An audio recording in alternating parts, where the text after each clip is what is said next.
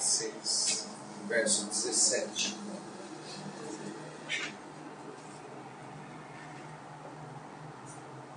Quanto ao mais, ninguém me moleste, porque eu trago um pouco as marcas de Jesus. Vamos orar mais uma vez? Senhor, como já oramos e como conversamos aqui, Senhor, que realmente as marcas de Jesus sejam as nossas marcas por a declaração e o testemunho do seu servo, o apóstolo Paulo, Senhor. Ele declarava assim: em verdade e em espírito, eu trago no corpo as marcas de Jesus. Que isso também seja a verdade da nossa vida. Reconhecemos, meu Pai, que há muito ainda a sermos trabalhados, a sermos transformados pela Tua glória, pela Tua presença. Há muito que aprender contigo, há muito que se achegar a Ti, Senhor. Ajuda-nos, meu Pai, na nossa fraqueza, nas nossas limitações. E faça, Pai, nova todas as coisas. Nós te pedimos isso, Pai, pela Tua graça e pelo Teu nome, para o louvor do Teu nome, em nome de Jesus. O que são as marcas de Jesus? O que é ter as marcas de Jesus? O que é uma pessoa marcada por Jesus? O que a gente já viu até agora? Já vimos que uma pessoa marcada por Jesus, em primeiro lugar, procurar agradar a Deus e não a homens. Em segundo lugar, vive mediante revelação de Jesus. Em terceiro lugar, glorifica a Deus. Em quarto lugar, a verdade do Evangelho permanece nela. Em quinto lugar, está relacionada ao que chamamos de o primeiro aspecto da cruz, que é estar morto para a lei, né? Vimos isso ontem. É estar crucificado com Cristo e Cristo viver nele, é viver pela fé, é ser filho de Deus, é ter o Espírito de Deus e é ser abençoado como herdeiro segundo a promessa. Hoje vamos ver dois outros aspectos da cruz que também são características de uma pessoa marcada por Jesus, né? É também marca de Jesus. Então vamos lá. Gálatas capítulo 5, verso 13 ao verso 26. Vou pedir para alguém ler para mim. Gálatas 5, verso 13 ao verso 26.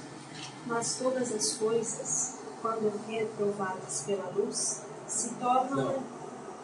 Assim? Nossa, beleza. Então em Efésios 5:13, né? Porque vós, irmãos, fostes chamados à liberdade. Porém, não useis a liberdade para dar ocasião à carne. Sede antes servos uns dos outros pelo amor. Porque toda a lei se cumpre em um só preceito, a saber, amarás o teu próximo como a ti mesmo. Se vós, porém, vos mordeis e devorais uns aos outros, vede que não sejais mutuamente destruídos. Digo, porém, andai no Espírito, e jamais satisfareis a concupiscência da carne.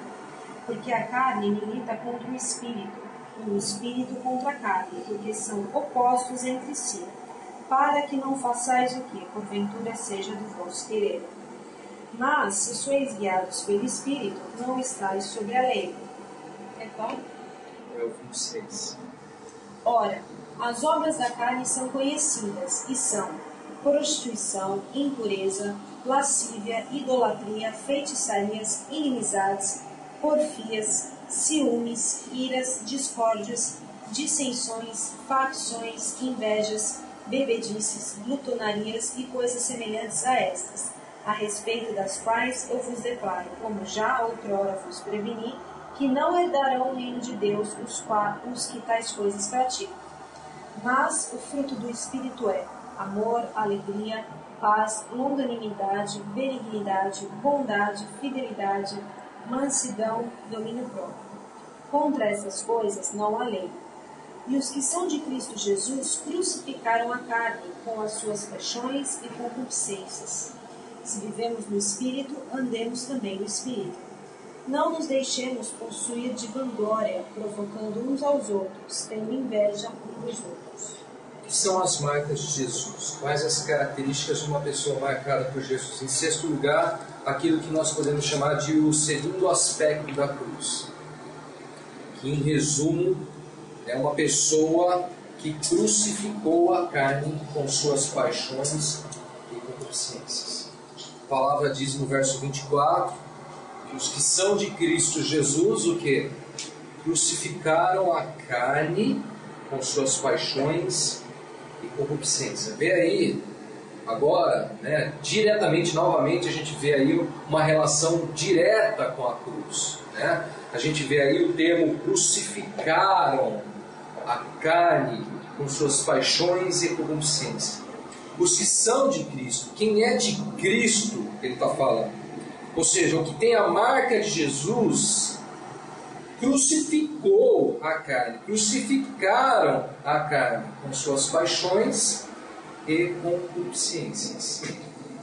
Veja, novamente, as marcas de Jesus se relacionam então totalmente ao que? A cruz. Né? Agora, em que sentido? Em crucificar a carne. Vamos analisar isso juntos, tá? Bom, primeiro, qual que é a diferença do primeiro aspecto e do segundo aspecto da cruz? O primeiro aspecto que nós vimos ontem e do segundo aspecto que nós estamos vendo agora, nós vamos começar a ver agora. Se você pudesse dizer rapidamente qual que é a diferença entre o primeiro e o segundo, o que você diria? Rapidamente. Vocês lembram do de ontem, o primeiro aspecto da cruz? Que ele fala sobre estar crucificado com Cristo, que ele morreu para a lei. Na verdade, acho que o primeiro é como se ele estivesse começando a se desligar da lei, né? E o segundo já é uma experiência mais profunda. Acho que é algo... Não sei como... O segundo é um agir mais profundo de Deus e da própria pessoa para com Deus. Interessante. Bom, eu acredito o seguinte, eu vejo da seguinte forma. O primeiro aspecto da cruz, que a gente viu ontem, estudou ontem, é um estado de contemplação. O que significa isso? Contemplamos pela fé aquilo que a graça em Cristo conquistou para nós na cruz. Então, nós contemplamos pela fé em Cristo aquilo que o Senhor realizou na cruz por nós. Então, na cruz nós fomos crucificados com Ele. Pela cruz nós não mais vivemos, logo Cristo vive em nós. Na cruz morremos para a lei. Na cruz, né? Então é um estado de contemplação. O Senhor abre o nosso entendimento, nós contemplamos pela fé algo que o Senhor realiza por nós por meio da cruz e por meio do seu Filho.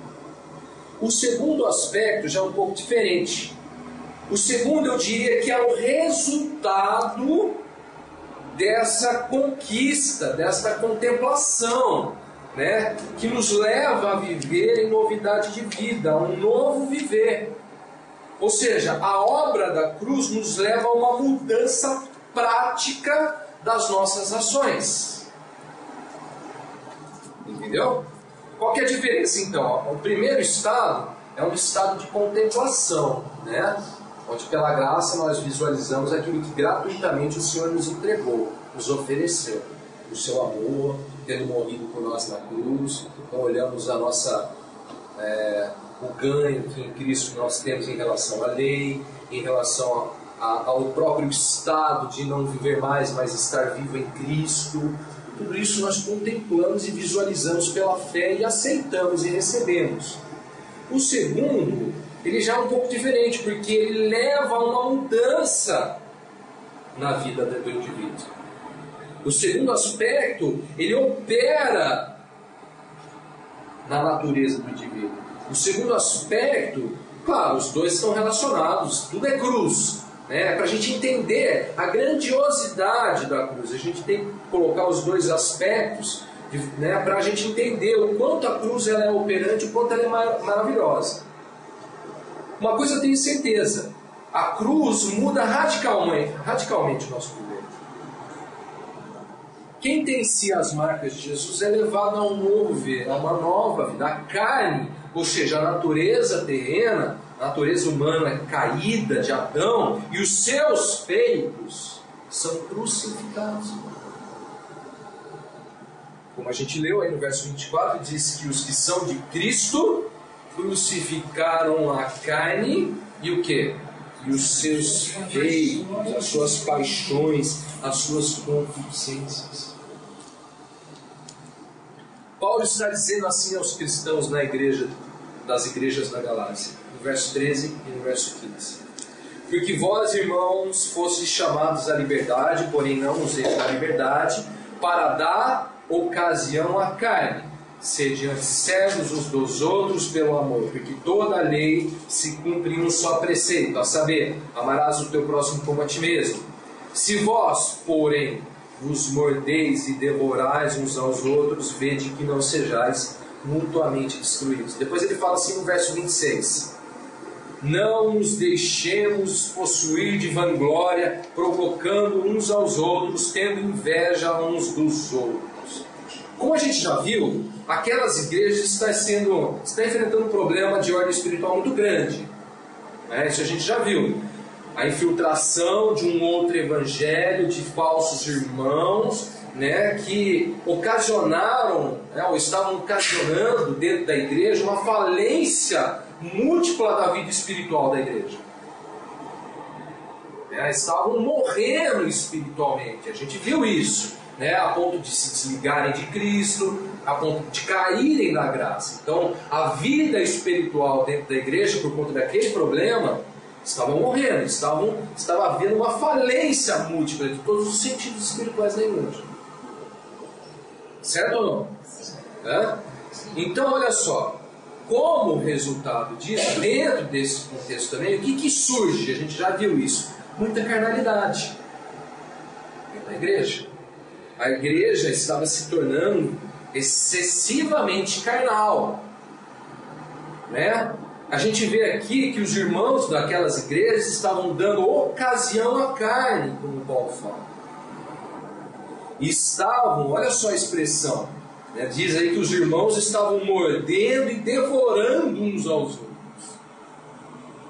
E mais, estavam provocando uns aos outros, tendo inveja uns dos outros. Isso certamente os levaria à destruição. O que a gente vê? A gente vê um quadro de carnalidade. A gente vê um quadro de vida espiritual falecendo, morrendo, Eles estão cada vez mais chegando num estado de destruição e maldição por conta daquele problema, por conta daqueles falsos irmãos, por conta daquele outro evangelho, E o que acontece aí, então? O que Paulo fala é o seguinte: o que podemos dizer sobre este crucificar da carne e seus feitos? Em resumo, o que significa para Paulo? Paulo diz assim: crucificar a carne é andar no Espírito, é ser guiado pelo Espírito, é ter fruto do Espírito, é semear para o Espírito. O que Paulo está chamando a atenção, irmãos, é que por conta daquele problema, a igreja novamente precisava se despertar para um viver espiritual vivo, vivificado, segundo o Espírito, e não a carne. Repara que os verbos andar, guiar, como ele fala aí, que a gente vai ver aos poucos daqui a pouquinho, ele fala andar no Espírito, ele fala ser guiado pelo Espírito, ele fala frutificar no Espírito, ou seja, ter fruto do Espírito, ele fala semear pelo Espírito. Repara só que todos esses verbos têm algo em comum. Eles têm o que em comum? A relação com o Espírito de Deus. Não é à toa que o Senhor concedeu aos seus filhos o Espírito do Deus vivo, como vimos ontem, que quando Paulo olha para a cruz, ele fala que os filhos de Deus, receberam o Espírito no seu coração. O Espírito de Deus, além de ser uma marca, para os verdadeiros cristãos, para aqueles que são marcados por Jesus, é sem dúvida parte totalmente fundamental para a caminhada cristã. Nós andamos no Espírito, nós somos guiados pelo Espírito, nós temos o fruto do Espírito, nós semeamos para o Espírito. E se tem uma coisa que esse outro evangelho vai combater diretamente, é esta experiência, é este estado de estar crucificado para a carne, que é, na ótica do apóstolo Paulo, esta comunhão, esta presença, este envolvimento pleno com o Espírito de Deus, onde andamos no Espírito, onde somos guiados pelo Espírito, onde frutificamos pelo Espírito e onde semeamos para o Espírito. Isso é lindo. E estava sendo roubado, estava se perdendo.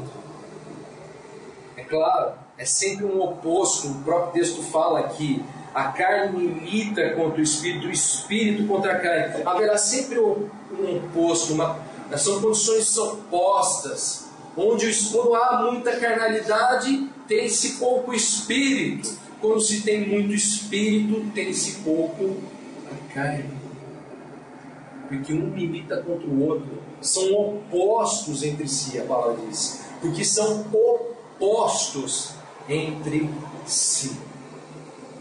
Bom, então vamos ver por partes, então, o que é ser crucificado, o que é crucificar a carne. A palavra de Deus diz assim, vamos lá. Gálatas 5, 16 e 17. Alguém lê para mim de novo. O verso 16 e o verso 17. Digo, porém, andai no Espírito e jamais satisfareis a concupiscência da carne. Porque a carne milita contra o Espírito, e o Espírito contra a carne. Porque são opostos entre si, para que não façais o que porventura seja do vosso querer. Bom, olha só que legal. A ideia de Paulo sobre crucificar a carne, que a gente está falando aqui, que é uma das marcas, né, de Jesus, daqueles que são marcados por Jesus, que é uma das características, né, de uma pessoa marcada por Jesus, a crucificar a carne. Olha que interessante, a ideia de Paulo sobre esta questão, sobre crucificar a carne, no primeiro momento é visto como um caminho. Olha que interessante. Paulo diz assim, digo porém. Por que ele diz assim, digo porém? Em contraproposta àquele dar ocasião à carne. Que ele está falando, que os irmãos estavam dando ocasião à carne. Então ele fala assim, então, digo porém, né? Ou seja, em contraproposta a este dar ocasião à carne, ele diz assim, andai no Espírito e jamais satisfareis a concupiscência da carne. Para Paulo, pessoas marcadas por Jesus andam por um caminho que vai além da moral e dos bons costumes. Para ele este caminho tem um nome, este caminho é o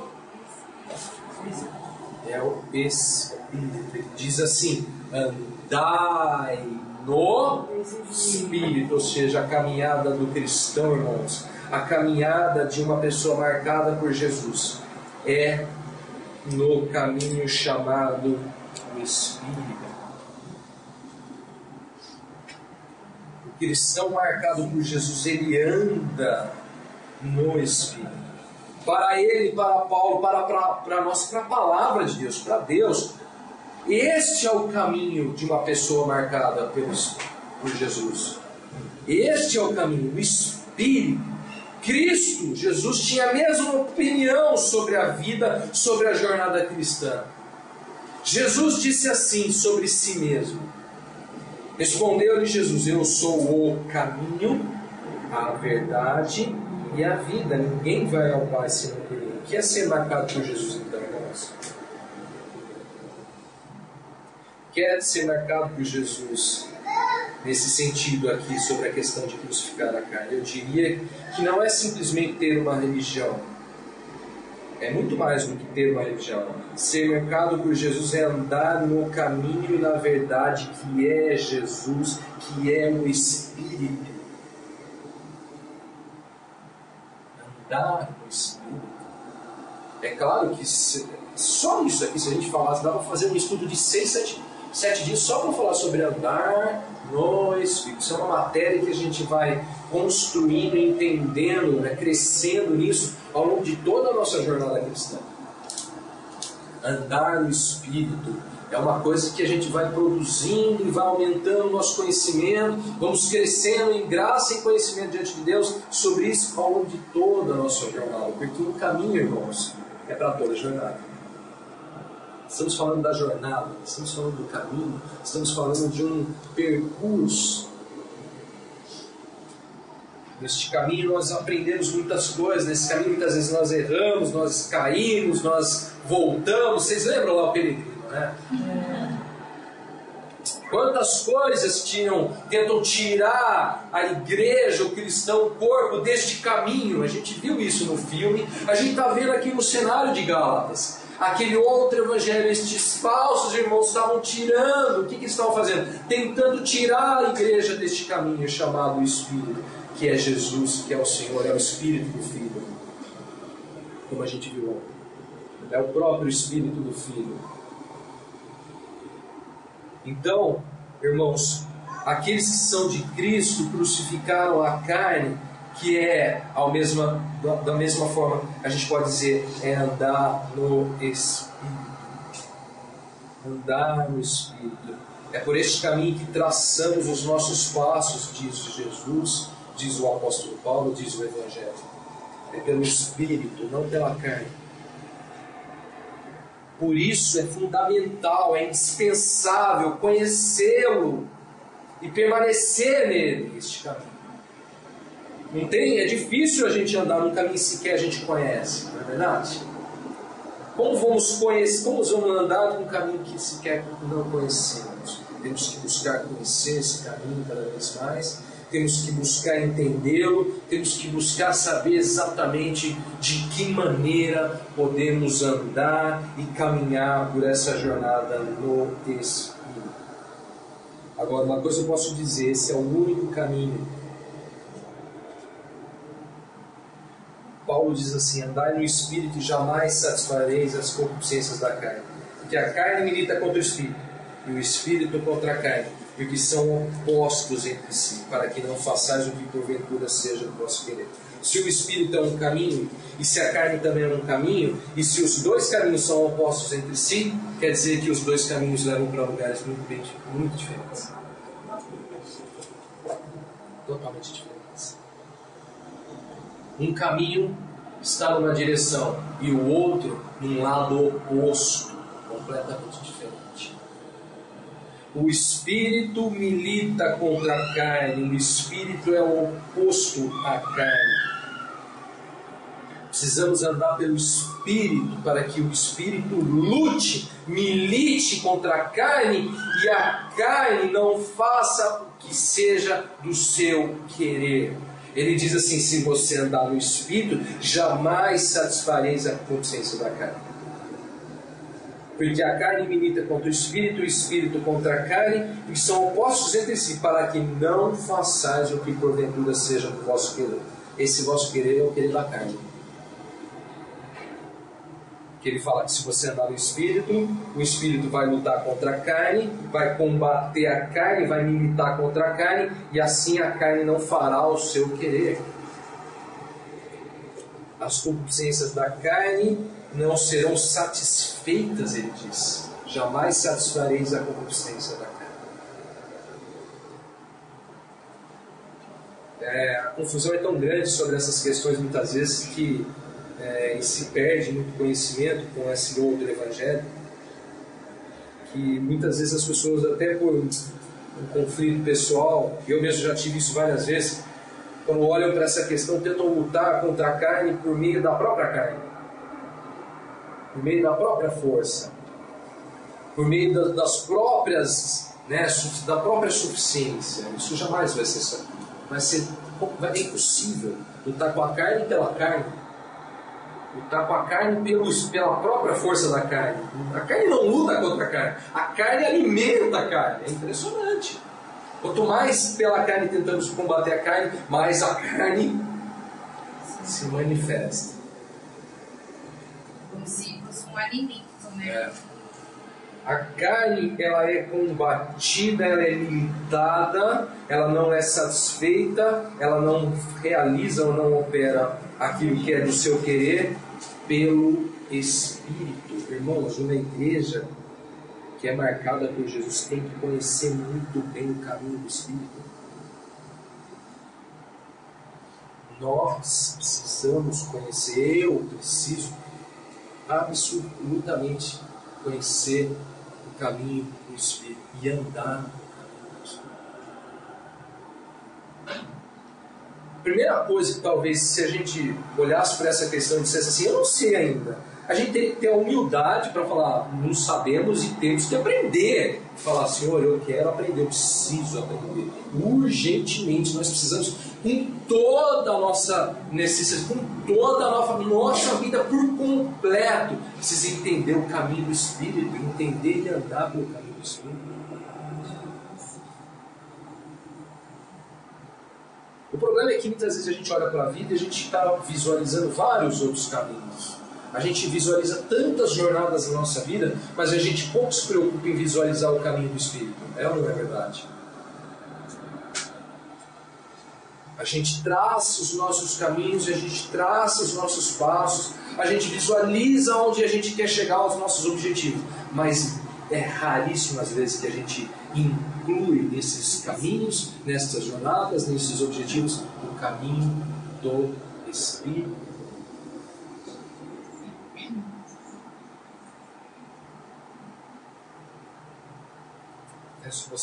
Se fizéssemos talvez uma pesquisa, vamos fazer uma pesquisa e vamos perguntar, irmãos, nesse começo do ano, quantos irmãos que falaram assim, esse ano eu quero aprender a caminhar no Espírito e andar no Espírito, essa é a minha meta, esse é o meu... Quantos?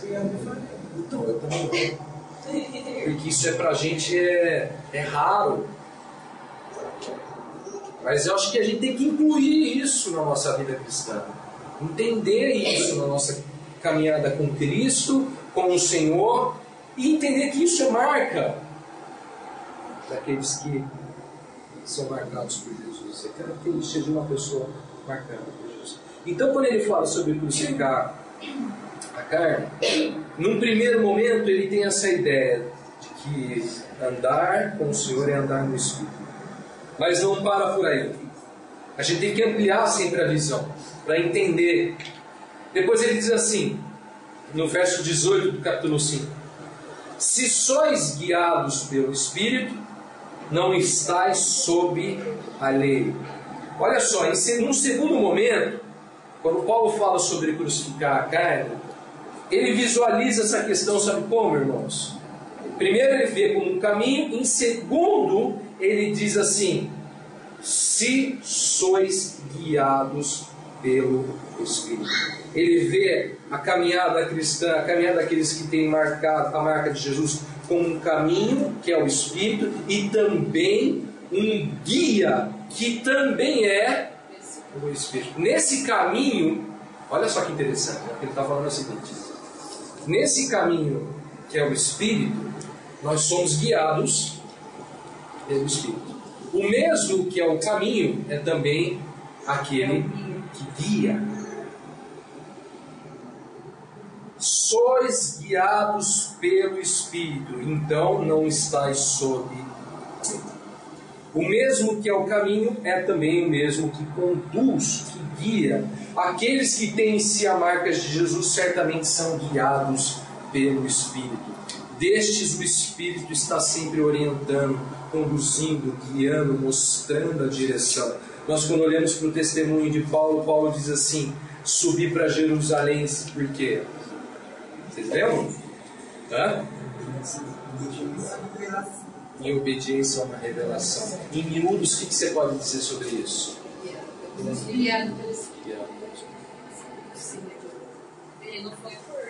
Vários momentos em Atos, né? Que os Espíritos não permitiam que eles fossem até... Exatamente. Se você olhar para Atos, você vai ver, e Atos é o livro que talvez mais nos ajude a entender esse guiar do Espírito, que é o que você vê várias vezes, né, o autor testemunhando sobre este guiar do Espírito. A gente vê Filipe sendo guiado até o deserto, a gente vê Ananias indo até Paulo, a gente vê o Paulo tendo que ficar lá em Damasco, a gente vê Paulo subindo para Jerusalém, a gente vê a igreja, o corpo, sendo guiados pelo Espírito. Agora, o que acontece quando a igreja entra num estado de carnalidade? Nesse sentido, o que acontece? Ela está deixando o quê? De ser guiada pelo Espírito. Não tem como sermos irmãos cristãos espirituais, andando no Espírito, sendo guiados pelo Espírito, se não somos guiados pelo Espírito. É impossível, concorda? Eu sou guiado pelo Espírito, mas o Espírito não me guia. Pô, não dá. Eu queria ser muito guiado pelo Espírito, mas hoje eu não tenho deixado ele guiar a minha vida. A gente vê plenamente, né, na igreja, no testemunho da igreja, em Atos, a gente vê exatamente uma marca deles fundamental. Era esta questão de andar no Espírito e ser guiados pelo Espírito. vários momentos. Se a gente fosse pegar aqui, talvez fazer uma pesquisa, quantas vezes a gente vê o Espírito fazendo isso, fazendo aquilo, guiando para lá, guiando para cá, a gente acha que não ia perder a conta, porque é exatamente o testemunho do livro de Atos, o Espírito guiando a igreja. Quanto a isso, a gente já podia perguntar, né? Será que nós temos sido conduzidos, guiados pela direção do Espírito? Será que o Espírito tem nos conduzido? Será que temos buscado o Espírito? Os que crucificam a carne, Paulo está dizendo, são guiados pelo Espírito.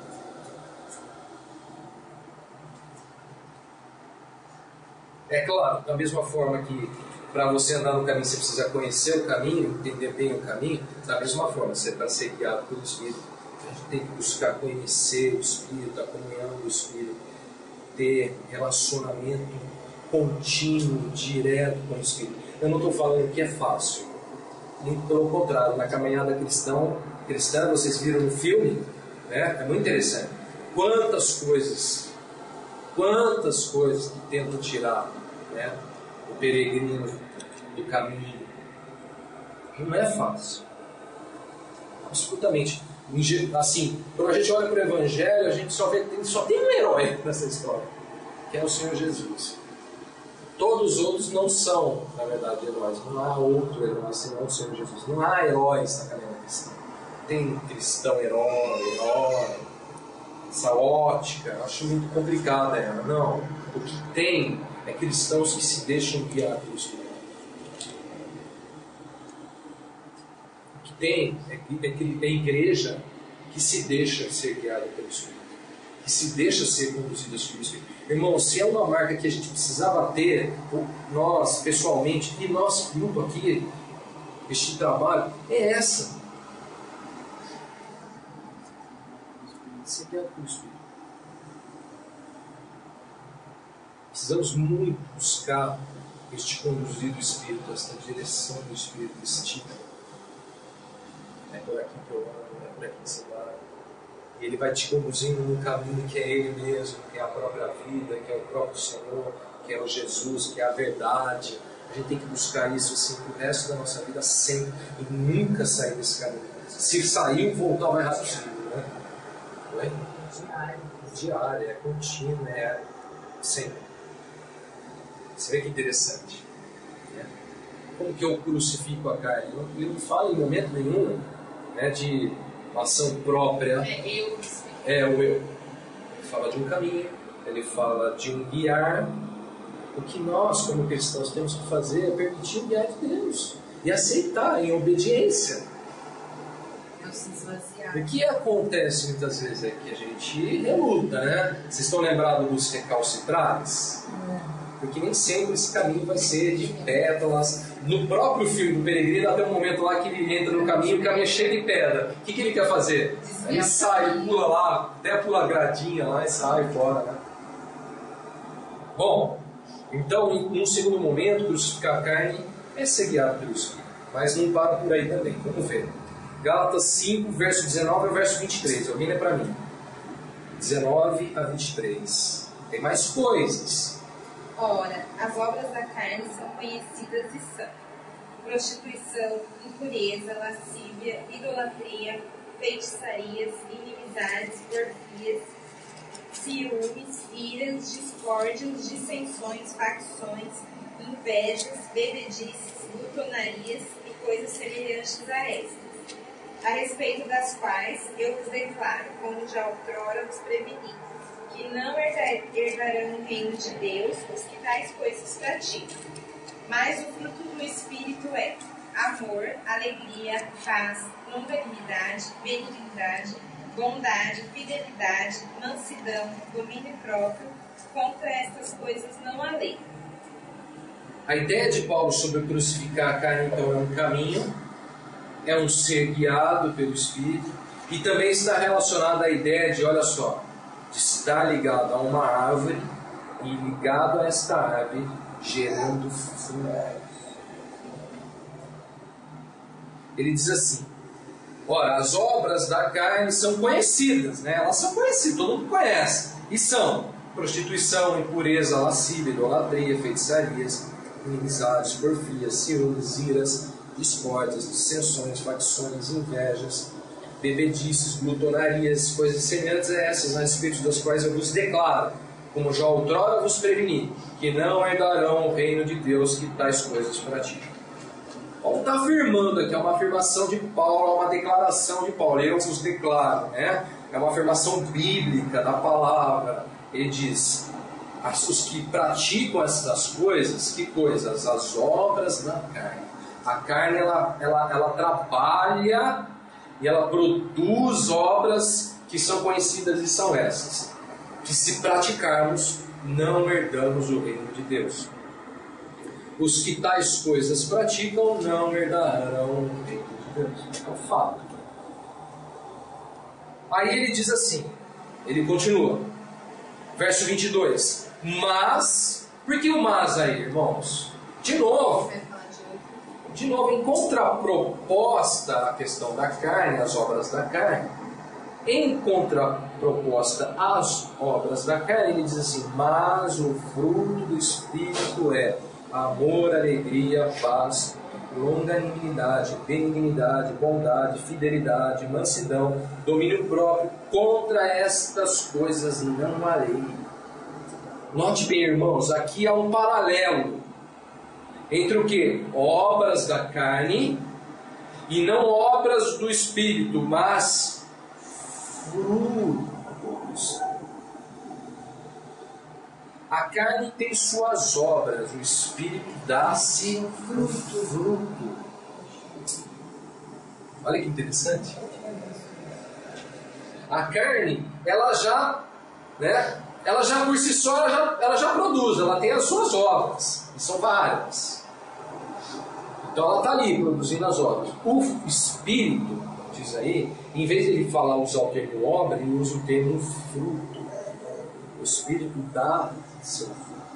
O que é então crucificar a carne, irmão? Certamente é ser como um galho que dá fruto. Um galho que, estando ligado a um tronco de uma árvore, a seiva corre para o seu interior e assim brota em si, germina em si o fruto.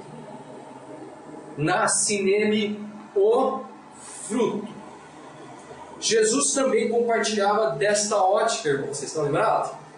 Jesus disse assim em João capítulo 15, verso 5: Eu sou a videira, vós os ramos, os galhos.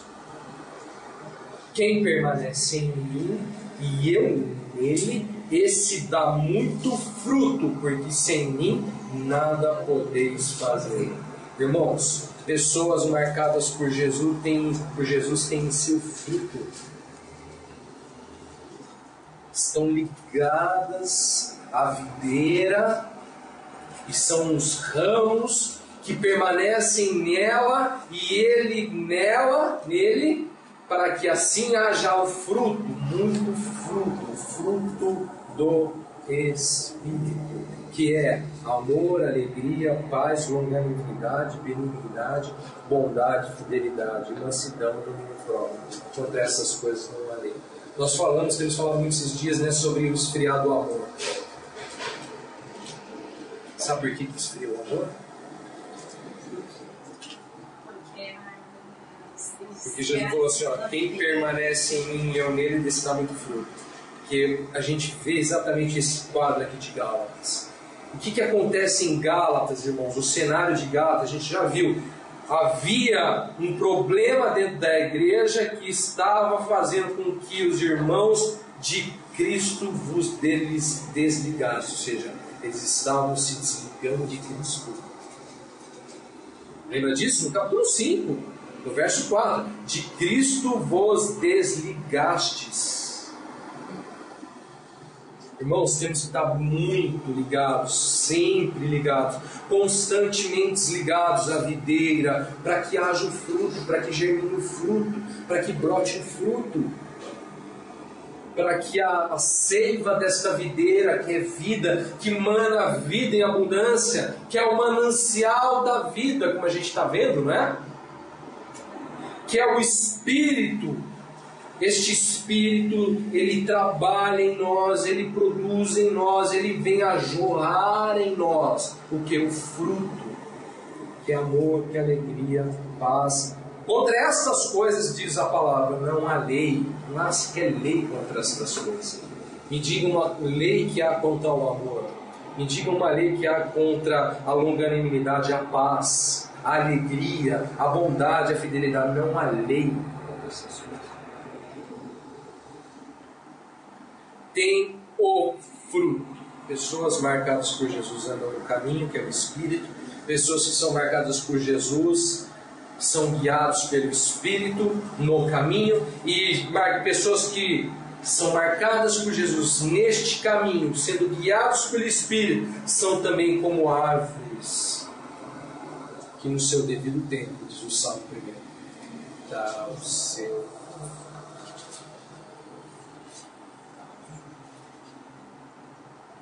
tem-se bom fruto. Bom, ainda tem um último aspecto. Sobre o segundo, a gente ainda está falando sobre o segundo aspecto, né? A gente está falando sobre a questão de crucificar a carne. Vamos ver, Gálatas 6, verso 1 ao verso 10. Alguém lê para mim, e vocês vão entender muito bem. Vocês praticaram? Gálatas 6, verso 1 ao verso 10. Alguém lê para mim. Pode ir. Começou. Quem já deu pano?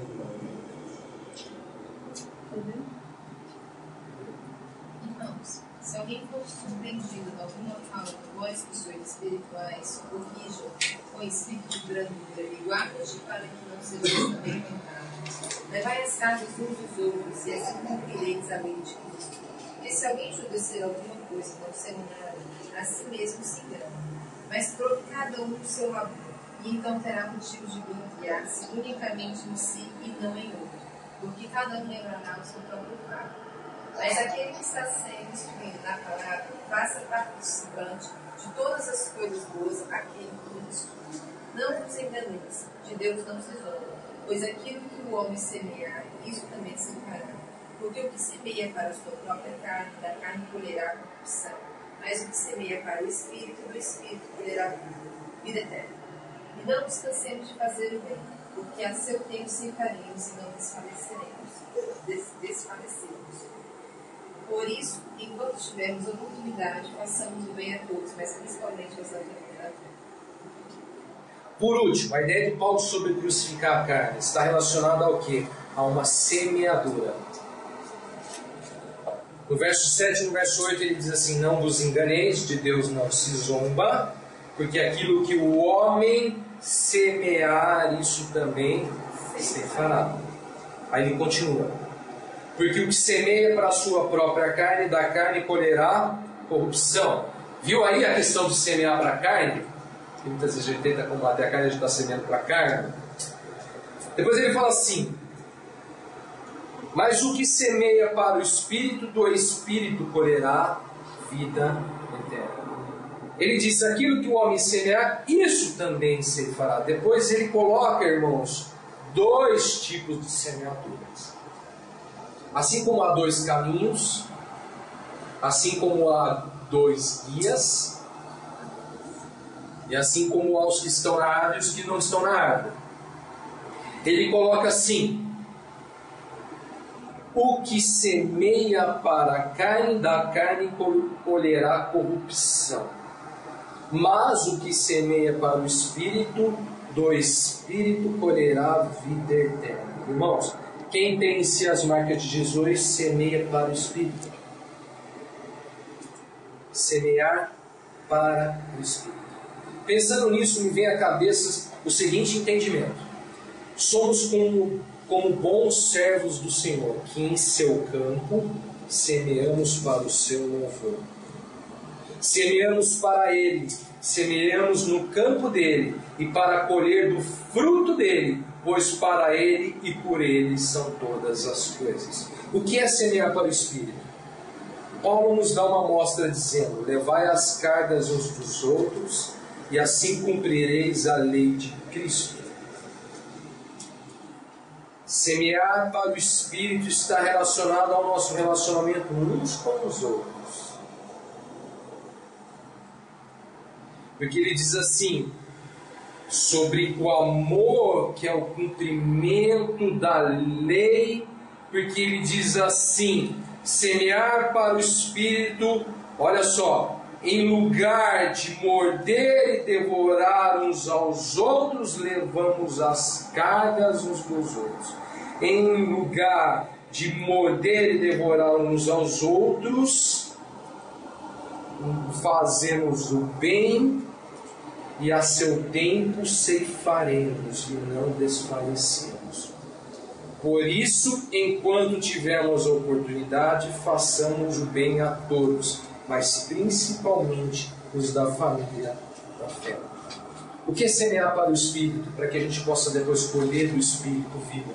Irmãos, está relacionado ao trato uns com os outros. Paulo está fazendo uma proposta, em vez de morder, em vez de se devorar, em vez de invejar e de provocar ira uns dos outros, por que não levar as cargas uns dos outros?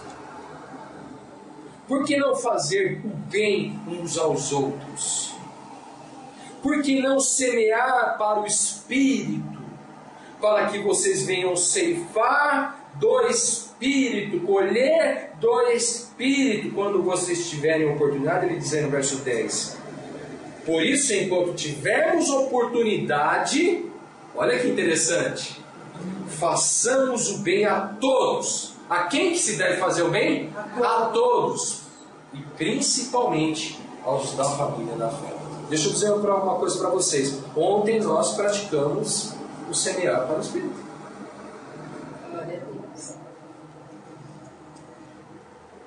Quando nós nos dispomos a fazer os bens uns aos outros, e principalmente os da família da fé, irmãos, isso tem um segredo espiritual que Paulo chama de semear para o Espírito, para que a gente possa colher o Espírito. Repara que aqui a questão vai muito para a prática, né?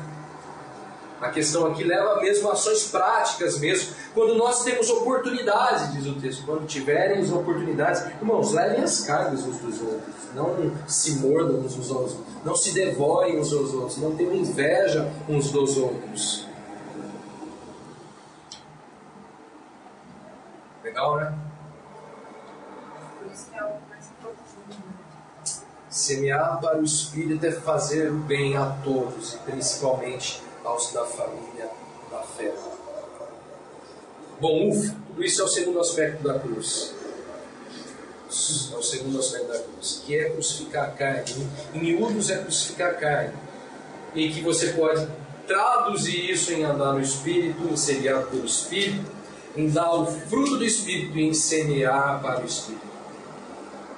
Para terminar, terceiro aspecto da cruz, o último aspecto da cruz. Capítulo 6, verso 11 ao verso 15, diz assim: vede com que letras grandes vos escrevi do meu próprio punho. Todos os que querem ostentar-se na carne, esses vos constrangem a vos circuncidardes, somente para não serem perseguidos por causa da cruz de Cristo. Olha a galerinha na carne fugindo da cruz. O cara na carne, ó, foge da cruz. Daí no verso 13 ele diz assim: pois nem mesmo aqueles que se deixam circuncidar guardam-lhe, antes querem vos circuncidar para se gloriarem na vossa carne. Agora olha o verso 14: mas longe de mim esteja gloriar-me, senão na cruz de nosso Senhor Jesus Cristo, pelo qual o mundo está crucificado para mim, e eu para o mundo. Pois nem a circuncisão é coisa alguma, nem a incircuncisão, mas o ser nova criatura. O que são as marcas de Jesus? Quais as características de uma pessoa marcada por Jesus? Em sétimo e em último lugar, aquilo que podemos chamar de o terceiro aspecto da cruz. Uma pessoa marcada por Jesus está crucificada para o mundo e o mundo para si. E o mundo crucificado para si. Paulo, em contraproposta a todos estes que queriam se ostentar na carne, fugir da cruz, ele diz: longe de mim esteja gloriar-me, senão na cruz de nosso Senhor Jesus Cristo. Olha onde ele achava a glória dele: na cruz, pelo qual o mundo está crucificado para mim e eu para o mundo. Irmãos, para finalizar, e aqui é simples, mas é verdadeiro e é muito valioso e raro. O que é ter as marcas de Jesus? Com certeza é ter o mundo crucificado para si e você crucificado para o mundo. O mundo foi crucificado para você e você foi crucificado para o mundo. Paulo começa e termina essa carta tratando essa questão. No início da carta ele cita essa questão, e no final da carta ele cita essa questão. No capítulo 1, no verso 3 e 4, ele diz assim: graça a vós outros e paz da parte de Deus, nosso Pai, e do nosso Senhor Jesus Cristo, o qual se entregou a si mesmo pelos nossos pecados, para nos desarraigar deste mundo perverso, segundo a vontade do nosso Deus e Pai. Na palavra ele diz: Jesus se entregou para nos desarraigar da onde, irmãos? Deste mundo perverso. No final da carta ele termina, fala assim: eu estou crucificado com Cristo, eu me glorifico na cruz de Cristo, pelo qual o mundo foi crucificado para mim e eu fui crucificado para o mundo. Irmãos, quando Paulo olha para o mundo, e aqueles que têm a marca de Jesus olham para o mundo, sabe o que eles dizem? Morri. É? Morri. O mundo crucificado para mim e eu crucificado para o mundo. Essa é a única relação que nós podemos ter com o mundo. Crucificados e o mundo crucificado. Isso é lindo, né? Jesus se entregou, ele disse, para nos desarraigar desse mundo. Jesus, ele quando resolveu se entregar naquela cruz, o propósito dele era tirar a raiz do meu pé e do seu pé e da igreja deste mundo perverso. Irmãos, isso é lindo. Em um contexto de outro evangelho, de dissimulações, de carnalidades, de fuga de cruz, de rebeldia, nada mais adequado do que começar e terminar dizendo: na cruz de nosso Senhor Jesus Cristo, pelo qual o mundo está crucificado para mim e eu para o mundo. Esse outro evangelho aí que bota o mundo mais num pedestal do que qualquer outra coisa, toma cuidado, né? A gente tem que tomar muito cuidado. Está bem contrário da palavra. É. Qual é o terceiro aspecto da cruz, irmãos? É o mundo. Eu para o mundo crucificado. E o mundo para mim crucificado. A cruz opera na morte, na nossa morte. A cruz opera, né, na nossa carne. E a cruz opera no mundo, na nossa relação com o mundo. Irmãos, por isso que é cristão, quem é cristão mesmo, quem tem marca de Jesus, não pode dizer que é no mundo, nem nas coisas que é no mundo, nem pode ser amigo do mundo, porque o que se constitui amigo do mundo, constituiu-se a si mesmo inimigo de Deus. Esse outro evangelho que põe o mundo num pedestal, irmãos, Paulo diz assim: seja anátema. Esse evangelho onde cada vez mais se ama o mundo e as coisas do mundo, irmãos, seja anátema. Bom, acabou. Só para a gente concluir, a gente recapitular um pouquinho, pela última vez, o que são as marcas de Jesus? Quais as características de uma pessoa marcada por Jesus? Em suma, uma pessoa marcada pela cruz, em primeiro, procura agradar a Deus e não a homens. Em segundo, vive mediante a revelação de Jesus. Em terceiro, glorifica a Deus. Em quarto, a verdade do Evangelho permanece nele. Em quinto, é o primeiro aspecto da cruz, crucificado com Cristo. Em Cristo ele vive. Em sexto, o segundo aspecto da cruz, que é crucificar a carne. Em sétimo, é o terceiro aspecto da cruz, que é estar crucificado para o mundo e o mundo para si. Que o Senhor nos encontre como pessoas marcadas em Jesus e pela cruz, para o louvor do seu nome. magnífico, é um aspecto da cruz, né? Esse último. Mas é profundo, mas é quão magnífico é